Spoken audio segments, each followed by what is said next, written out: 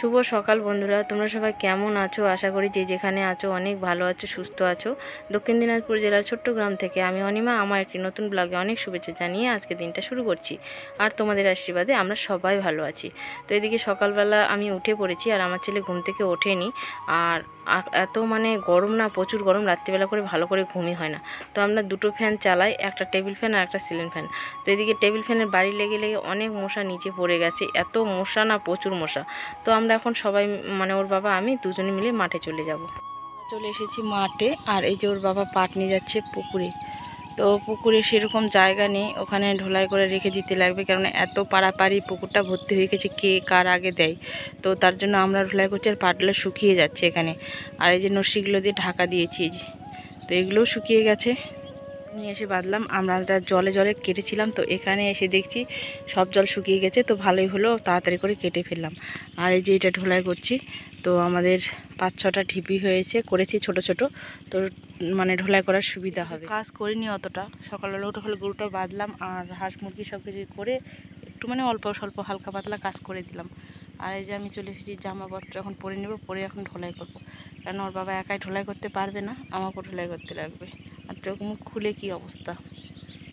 তো এদিকে সকালবেলা উঠে দেখছি ভীষণ মেঘ লাগিয়েছে, মনে বৃষ্টি আসার মতো। তো কি করব এখন, ওই জন্য যে পাটের নস্যিগুলো আছে সেগুলো আগুন ধরিয়ে দেব।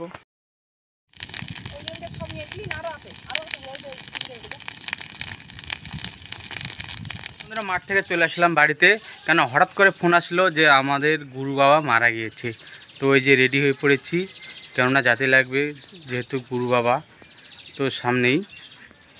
তো এই যে অনিমা রেডি হচ্ছে, তো কাজ ফেলে যেতে লাগছে, কেননা না গেলে তো নয়, আমাদেরকে যেতে। অনিমা রেডি হচ্ছে, দেখো বিছানা টিছানা কিছু তোলা হয়নি, তারপর করে তুলতে বলতে হবে, কেননা আমাদের আর সময় নেই, 7:30 বেজে গেছে। আর গুরু বাবা অনেকক্ষণই হয়ে যাচ্ছে। তো গুরু বাবার যে ছেলে ফোন করেছিল, তো যেতেই লাগবে। আর আমি পরশুর দিনই দেখা করে আসলাম, তো একটু ফল টল নিয়ে গেছিলাম, খাওয়া টাওয়া নিয়ে আসলাম। তো এখন কাজ, এদিকে মাঠের কাজ প্রচুর লেগেছে আর আমাদেরকে যেতে হবে, তো করার কিছুই নেই। তো আমরা এখন বেরিয়ে পড়বো। আর আমার ছেলে এখন এখানে সামনেই দিওরি। তো মনটা ভীষণই খারাপ লাগছে। গুরু বাবা বেঁচে থাকতে অনেক আসে আমাদের বাড়িতে, তোমাদের সঙ্গে অনেক ভিডিও শেয়ার করেছি। তো একদম পরে কথা হচ্ছে।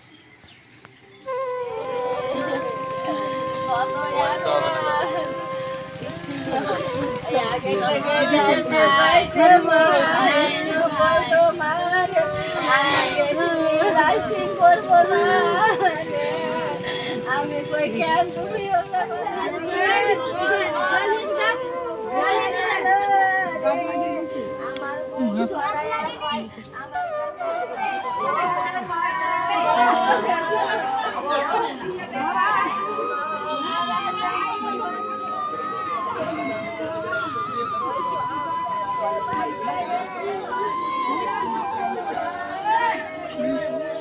সকালে বলতে রাত্রে খেতে চালাম, খাওয়ানো হলো জবরদস্তি। তারপরে ঘরের দিকে আমার করছে যে খাবো, খেতে লাগছে, হলো হলদি খালি জলের পর জল দে জল দে।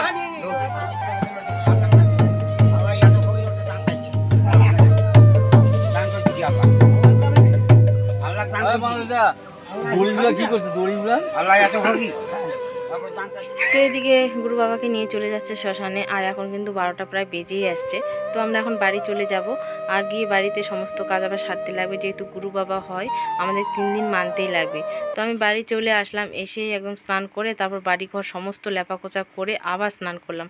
স্নান করে এদিকে ভাত বসাবো, সেদ্ধ ভাত। আর ওর বাবা তো শ্মশানে গেছেই। তো এদিকে নতুন একটা থালা হয়েছে, তো সেখানে ভাত রান্না করে আমরা খেয়েও নিলাম। আর এদিকে বিকেল হয়ে গেছে। তো এই আমার গায়ের, তোমাদের সঙ্গে শেয়ার করছি, গায়ে দোয়া। তো আমি ধুতে পারি না, এই প্রথম আমার গায়ে বাছুর। তো আমি একটু ধোয়ার চেষ্টা করছি, একটু করে দুধ বের করছি। ওর বাবা আর আমার ছেলে খায়, আমরা খাই না, কারণ আমি পুজো দেবো তারপরে খাবো। তো এই গায়ে দোয়া শাশুড়ি মাই বেশি দই, আমি দই না, একটু হঠাৎ মঠাৎ করে দই।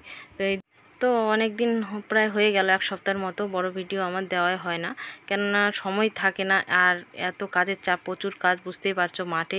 আর তোমাদের এক কাজ কি শেয়ার করবো বারবার, ওই জন্য ভিডিও, বড় লং ভিডিও দেওয়াই হয় না। তো আর যাক, তো তোমরা সবাই পাশে থেকো, সাথে থেকো, আর আমার চ্যানেলটা নতুন হলে সবাই সাবস্ক্রাইব করো। আর এদিকে ওর বাবা বাছুর ধরছে, আর একে একাই দোয়াই যায় না, খুব মানে লাথালাথি করে। তো কত কষ্ট করে মানে গায়ে দেওয়া হচ্ছে। তো একে এখানে ধুয়ে টুয়ে আমি এখন ঢুকিয়ে দেবো। আর আমরা তো ভাত খেতেই পারছি না, ওই জন্য একটা জেঠুকে ফোন করা হয়েছে। তো জেঠু আবার আমার বাবার বাড়ির ওই দিকার তো ঘি নিয়ে এসেছে। তো এখন ঘি নিয়ে নিচ্ছি, 1 কিলো ঘি নিয়ে নিলাম।